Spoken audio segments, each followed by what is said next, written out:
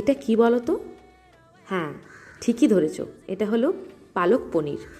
আমরা প্রায়শই পালক পনির অর্ডার করে খাই, লাচ্ছা পরোটার সাথে জাস্ট জমে যায়। কিন্তু সেদিন ভাবলাম একটু নিজেই ট্রাই করি বানানোর। প্রথমে পনিরগুলো টুকরো টুকরো করে কেটে নিলাম, এদিকে পালং শাকগুলো কুচি কুচি করে কেটে গরম জলে ভাপিয়ে নিলাম।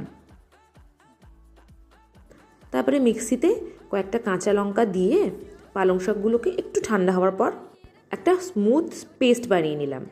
তারপরে পেঁয়াজ, টমেটো টুকরো টুকরো করে কেটে রেখে দিলাম সাইডে। কড়াইতে তেল গরম করে পনিরগুলোকে প্রথমে এপিট ওপিট করে একটু লাল লাল করে ভেজে নিলাম নুন দিয়ে, তাহলে পনিরটার মধ্যে নুন ঢুকবে। তারপর সেই তেলেই একটু গোটা জিরে ফোড়ন দিয়ে অল্প একটু জিঞ্জার গার্লিক পেস্ট দিয়ে কুচি কুচি করে কেটে রাখা পেঁয়াজ আর টমেটো দিয়ে ভালো করে নেড়ে চেড়ে তার মধ্যে নুন, হলুদ, লঙ্কার গুঁড়ো আর একটুখানি গরম মশলা দিয়ে ভালো করে নেড়ে চেড়ে একটু ভাজা ভাজা হতে দিলাম। ভাজা ভাজা হয়ে যাওয়ার পর যে পালং শাকের যে পেস্ট বানিয়েছিলাম সেটা দিয়ে দিলাম কড়াইতে, একটু হালকা একটু জল দিয়ে পালং শাকটা হতে দিলাম।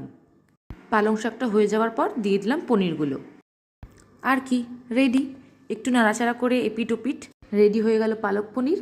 লাচ্ছা পরোটাটা কিন্তু বাইরে থেকে আনিয়েছিলাম। শীতের রাতে আমাদের আর পায়কে ডিনার জমে গেল।